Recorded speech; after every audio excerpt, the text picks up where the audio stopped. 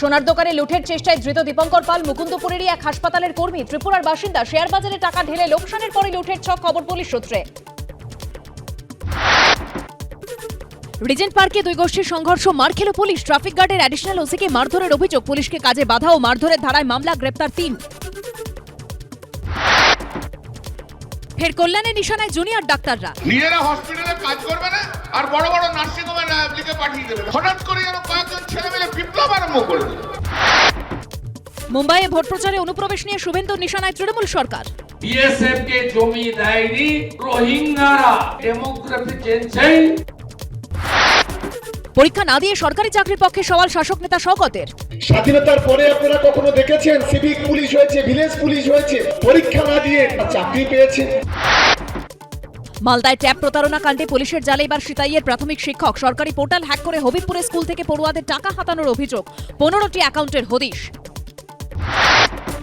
মুর্শিদাবাদের বেলডাঙ্গায় গোষ্ঠী সংঘর্ষ, পরিস্থিতি নিয়ন্ত্রণে মোতায়েন পুলিশ বাহিনী। জেলা জুড়ে বন্ধ ইন্টারনেট, শান্তি ফেরাতে প্রশাসনকে আবেদন সুকান্তর। প্রশাসন ব্যবস্থা নিচ্ছে, প্রতিক্রিয়া তৃণমূলের। হাওড়ার ফোরশোর রোডে বিয়েবাড়ির প্যান্ডেলে ভয়াবহ আগুন। প্রচুর পরিমাণে দাহ্য বস্তু মজুত থাকায় ছড়িয়ে পড়ে আগুন। দমকলের 2টি ইঞ্জিনের চেষ্টায় আগুন নিয়ন্ত্রণে আসে। সল্টলেকের 15 নম্বর ওয়ার্ডে ফাঁকা বাড়িতে চুরি। জ্যাংরা এলাকায় তালা ভেঙে সোনা, রূপো ও হীরের গয়না লুট। সিসিটিভির ফুটেজ দেখে দুষ্কৃতীদের খোঁজে পুলিশ।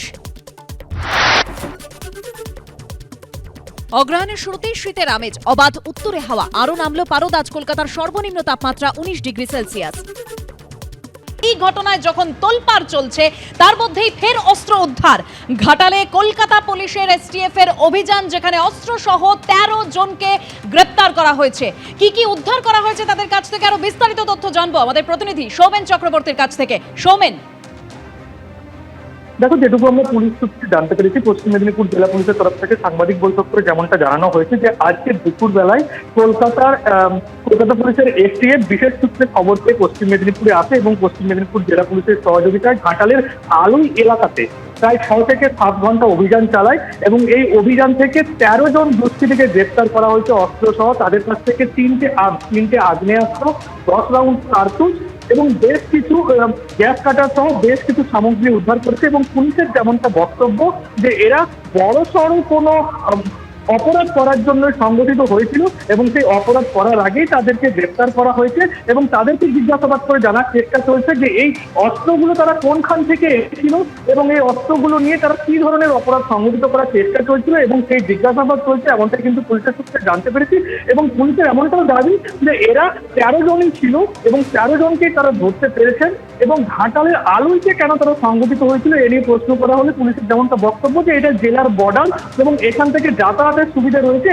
প্রান্তিক এলাকা, অনেকটাই প্রান্তিক এলাকা, অর্থাৎ ঘাটালের আলু সেটা কিন্তু মেট্রো শহর বা শহর এলাকা নয়। সেই এলাকাতে জমায়েত থাকার কারণ যাতে অন্যরা কেউ সন্দেহ করতে না পারে, সেই জন্য সেই এলাকাতে জমায়েত করছিল। এবং শুধু তাই নয়, পুলিশের তরফ থেকে যেমনটা দাবি করা হচ্ছে যে এই 13 জনের মধ্যে অধিকাংশই কিন্তু ভিন রাজ্যের বাসিন্দা। বিহারেরই রয়েছে 6 থেকে 7 জন এবং তারা কিভাবে এখানে এসেছিল, এই অস্ত্রগুলো কেন নিয়ে এসেছিল সেটাই কিন্তু এই মুহূর্তে জিজ্ঞাসাবাদ করে জানার চেষ্টা চালাচ্ছে পুলিশ। দেবশ্রীতা, ধন্যবাদ সৌমেন।